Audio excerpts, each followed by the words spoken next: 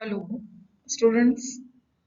आज हम पढ़ेंगे सीखना, या इसको हम इंग्लिश में कहते हैं लर्निंग। मनोविज्ञान की भाषा में हम उसको अधिगम कहते हैं। सीखना हमारा कब शुरू होता है? कब से हम सीखना शुरू करते हैं? सीखना जो है हमारा जन्म से ही शुरू हो जाता है, क्योंकि बच्चा जो होता है वो जन्मते ही सिर्फ एक चीज जो होती है वो बच्चे में जन्मजात होती है, यानी कि वो माँ का दूध पीना। उसको कोई सिखाता नहीं है, वो जन्म से सीख के आता है। बाकी उसके अलावा जितनी भी क्रियाएं जो हम करते हैं वो हम सीखते हैं। तो जब हम किसी चीज को सीखते हैं तो उसको हम अर्जित करना कहते हैं। मनोविज्ञान में हमारे दो शब्दावली आती है। एक होती है जन्मजात, जिसको हम अनार्जित कहते हैं, यानी जो चीजें हमें जन्म से ही मिलती हैं। और दूसरी जो हम बाद में सीखते हैं, जिसको हम अर्जित कहते हैं। तो सीखना क्या है? यानी कि हमें अर्जन करना है कोई भी चीज का। अर्जित हम करते हैं, चाहे वो हम धीरे धीरे बड़े होते हैं, हम उठना बैठना चलना बोलना खाना पीना सोना और क्रियाएं करना, भाग दौड़ करना, खेलना कूदना, जितनी भी क्रियाएं हैं वो सारी हम सीखते हैं। तो सीखना हमारा जन्म से मृत्यु पर्यंत तक चलता रहता है। जो क्रियाएं हमें जन्मजात मिलती है, जैसे हमारे बॉडी के जितने भी पार्ट्स हैं वो काम करना, जो काम करते हैं वो हमारे जन्म से हमें मिलते हैं। बाकी चीजें जो भी हम जिस समाज में रहते हैं, जिस पर्यावरण में रहते हैं, वहां के संपर्क में जब आते हैं, दीपक का हमारा उसके सामना सामना होता है, तो हम उससे अनुक्रिया करना सीख लेते हैं। तो सीखना एक तरह से प्रक्रम है जिसके द्वारा क्रिया प्रारंभ होती है, और जिसके द्वारा एक स्थिति के प्रति अनुक्रिया करने से क्रिया बदल जाती है। मान लीजिए आपको किसी ने कोई चीज ला करके दी, वो आपके पास लेकर के आया और आपने उसको ले लिया, और खाने की चीज आपने उसको खा ली, तो उसके प्रति हमने अनुक्रिया करी, क्रिया बदल गई।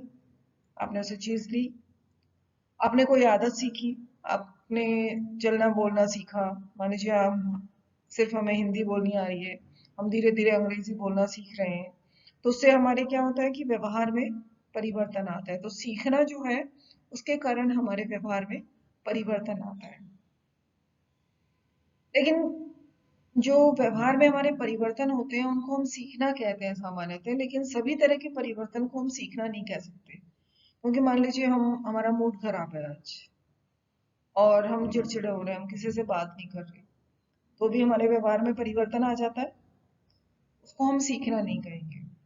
हम बीमार हैं, हम चल फिर नहीं पा रहे हैं, उठ नहीं पा रहे हैं, हमारे पाँव में चोट लगी तो हम चल नहीं पा रहे, उससे हमारा व्यवहार तो बदल गया, लेकिन हम क्या उसको सीखना कहेंगे? नहीं कहेंगे। इसलिए जो सभी तरह के परिवर्तन होते हैं उनको हम सीखना नहीं कह सकते। कुछ परिवर्तन जिससे कि हमारे अभ्यास और अनुभव जुड़ा हुआ हो, मान लीजिए हम प्रैक्टिस करके साइकिल चलाना सीख रहे हैं, तैराकी सीख रहे हैं, धीरे धीरे हमारी जैसे जैसे लाइफ बढ़ती जाती है, हम हमें अनुभव होता जाता है, हम उस अनुभव से भी सीखते हैं। तो वो उसके कारण जो हमारे व्यवहार में परिवर्तन आता है उसको हम सीखना कहते हैं। मॉर्गन जो वैज्ञानिक थे उन्होंने एक परिभाषा दी कि सीखना सापेक्षता व्यवहार में ऐसा स्थायी परिवर्तन है जो अतीत अनुभव का परिणाम होता है। सापेक्षता इन्होंने शब्द इस्तेमाल इसलिए किया क्योंकि जो व्यवहार में हमारा परिवर्तन हो रहा है, मान लीजिए आज हम कोई चीज नहीं सीख रहे हैं, साइकिल चलाना सीख रहे हैं जैसे, उसके कारण हमारे व्यवहार में परिवर्तन आया।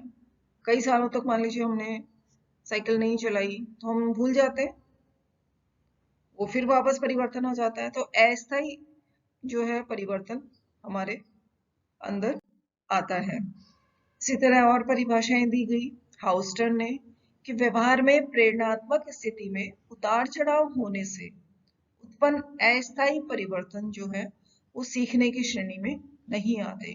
प्रेरणात्मक स्थिति जैसे अभी हमने माना कि हमें भूख लगी है, या हम गुस्से में हैं, हमारा कुछ तकलीफ है, बॉडी में कुछ प्रॉब्लम हो रखी है, उसके कारण जो हमारी प्रेरणात्मक स्थिति में उतार चढ़ाव आ जाता है।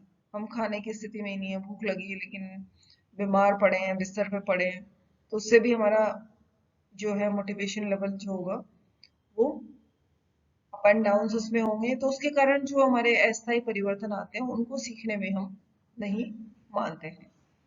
हिलगार्ड तथा एटकिंसन ने भी परिभाषा दी कि हम सीखने को अभ्यास के फलस्वरूप परिणाम स्वरूप व्यवहार में स्थायी परिवर्तन के रूप में परिभाषित करते हैं।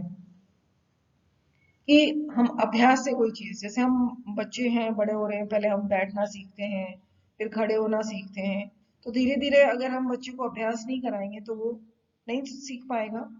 तो हम सीखने के दौरान क्या करते हैं कि अभ्यास करते हैं, उस अभ्यास के फलस्वरूप जो है हमारे व्यवहार में स्थायी रूप से परिवर्तन आ जाता है।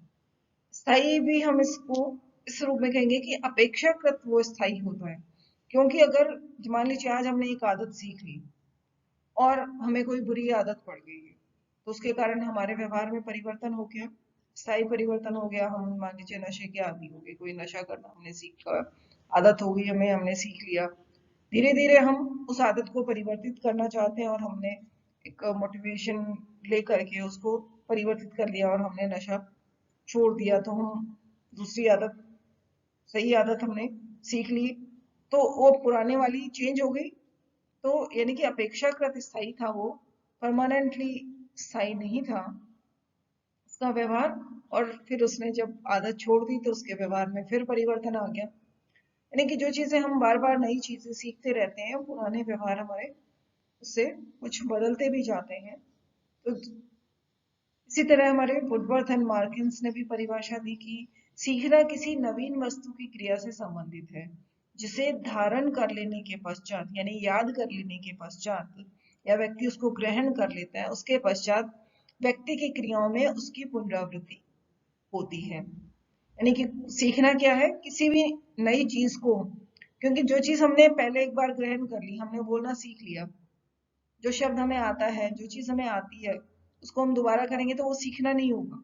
सीखना तभी है जब हम पहली बार उस चीज को कर रहे हैं, किसी भी नवीन वस्तु की क्रिया से संबंधित है।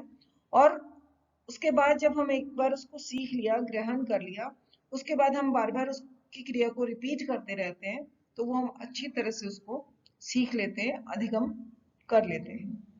इसी तरह गिलफोर्ड ने भी परिभाषा दी। उन्होंने कहा कि विस्तृत रूप से इस शब्द की परिभाषा यही हम कह सकते हैं कि सीखना हमारे व्यवहार में परिवर्तन है।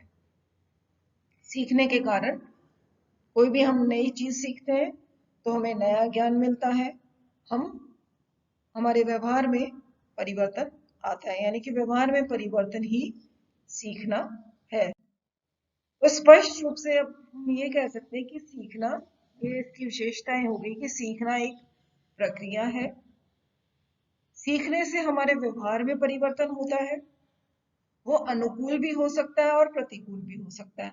अनुकूल तो जैसे हमने कोई एक अच्छी आदत सीखी, हमने साइकिल चलाना सीखा, हमने गिटार बजाना सीखा, हमने तैरना सीखा, उसके कारण हमारे व्यवहार में परिवर्तन हो गया, हमारी पर्सनैलिटी में परिवर्तन हो गया। प्रतिकूल भी हो सकता है कि हमने कोई बुरी लत सीख ली, चोरी की लत सीख ली, नशे की आदत सीख ली, कुछ और गलत प्रतिक्रियाएं हमने सीख ली। तो परिवर्तन हमारे व्यवहार में सकारात्मक या नकारात्मक, अनुकूल या प्रतिकूल कैसे भी हो सकते हैं। सीखने के कारण जो हमारे व्यवहार में जो परिवर्तनों का स्वरूप होता है वो अपेक्षाकृत स्थायी होता है।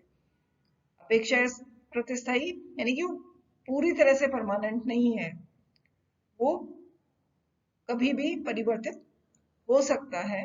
जैसे हमने अच्छी आदत सीख ली लेकिन हमने उसका अभ्यास नहीं किया, वापस वैसे ही हो गए। बुरी आदत हो सकता है हमने सीखी लेकिन हमने उसको वापस छोड़ करके उससे हम दूर हो गए और नई अच्छी आदत सीख ली। यानी कि अपेक्षाकृत स्थायी होता है, पूर्णतः स्थायी नहीं होता है।